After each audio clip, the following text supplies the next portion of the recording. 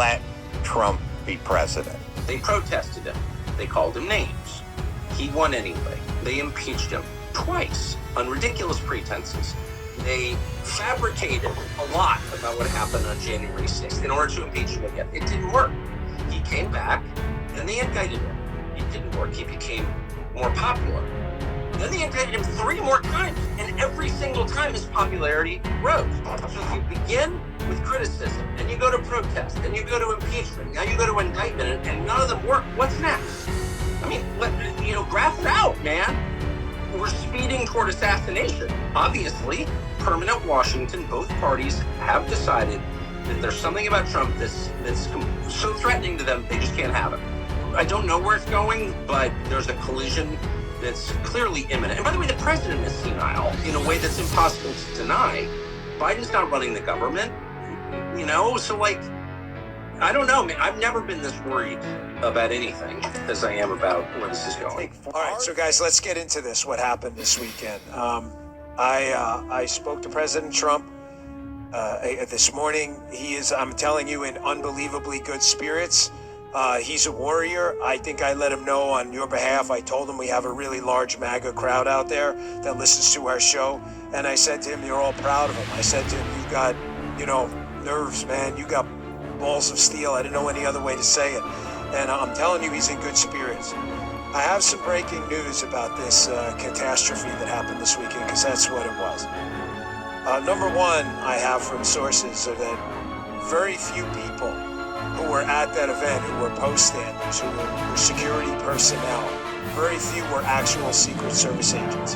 This is just a really stunning development. What do you think about what I just said? The guy with probably the highest threat level on planet Earth, up there with the Pope, Obama, people with incredible name ID, everybody's going to recognize, who have big security footprints. We were out there with very, very few Secret Service post standers. Many of them, what we used to call back in the day OTAs, other Treasury agents, they wound up being outsourced security personnel from other agencies. Not that these aren't good people, but folks, are we serious? We don't have Secret Service agents protecting the Secret Services, probably at this point most threatened protectee. That is absolutely insane. I'm not sure you heard that. I said it anywhere else. I think I spoke about it a little bit on Jesse's show last night. But here's another thing I'm hearing from sources. That this subject, they had been monitoring him since he came in around that external perimeter area. The subject who was the shooter. They lost track of him, apparently, and he was hiding in a building about 300 yards away. Folks, if they had this subject in their on their radar, that you had a potential threat, I think the questions right now are fairly obvious. Why was President Trump even on stage at that point? He should have not been on stage. It's ridiculous. I mean, if you know you're in a situation with a potential threat out there, just delay the event for a little bit.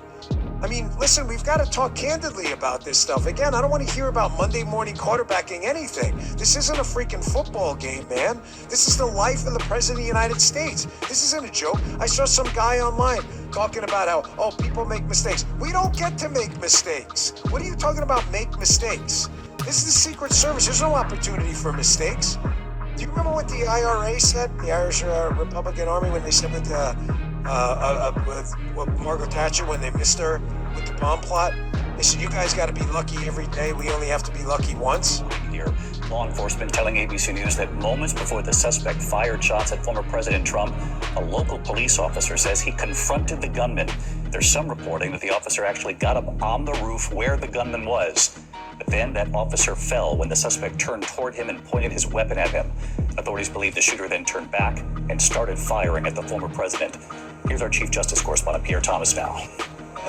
Tonight, a law enforcement source telling ABC News that a local police officer was on that roof and confronted the shooter seconds before he opened fire on the former president. The Butler County Sheriff telling us late today, a police official told him that a Butler Township police officer was vaulted up to the roof where the shooter was perched, adding the suspect quickly turned and aimed his gun at the local officer, forcing him to retreat and fall down. Moments later, that suspect firing several shots toward Trump. A senior Secret Service source familiar with the planning of yesterday's event tells NBC News that the roof where the shooter was located was a well-known, high-priority vulnerability. It was identified just the day before during a security walkthrough. We've also just learned that there were 2 counter-sniper teams on site and that the counter-sniper did not need approval to shoot. One source telling NBC News that prior protocols were not followed. The FBI now says the alleged shooter, 20-year-old Thomas Matthew Crooks, appears to have acted alone. Look, you're all pointing. Yeah, someone's on top of the roof. Look. Here he is right there. Right there, see him? He's laying down. See him? Yeah, he's laying down. Yeah, look. There he is. Because we have millions and millions of people in our country that shouldn't be here. Dangerous people. Criminals. We have people that Right here, right on the roof. much tougher. Right on the roof. The security failure in the perimeter is a complete, total debacle. No one should defend this. So when you have guys, we just played the sound, when you have fans saying, hey, there's a guy with a gun over there, to multiple law enforcement guys, and they still are just looking around like this and no one, how does that happen? Well, I'll tell you, I'm getting from a number of sources that people are feeding to me their information, obviously, because they want to fix it. They're concerned that I think you're going to see a lot of whistleblowers. I'm hearing there were very few. I don't want to give an exact number, but very few actual, I don't think anyone else has reported this, actual Secret Service poststanders at that site. That they were temp HSI, Homeland Security folks, they're great folks. I'm not knocking them, but that's not what they do specifically. We do protection and we're trained for that. So I'm hearing that. I'm also hearing that the counter sniper team, that they had a problem seeing over the elevation. That's why I didn't engage right away. Oh, come on. But that's not the problem. The problem, well, it's the problem, but that's not the problem is, where the hell was the aerial visual support? Why was there no helicopter? Why was there no drone? Why was there no FLIR? Why was there no thermal? Forward-looking infrared.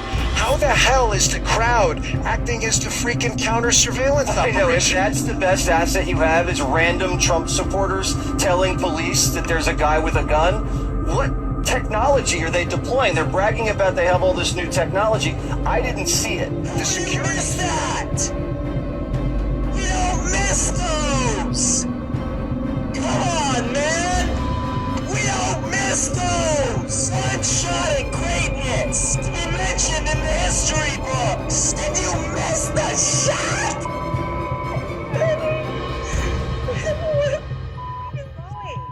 To the person who took it at Trump today, why did you miss? Come on, now you gave him what he wanted more than anything in the world, attention.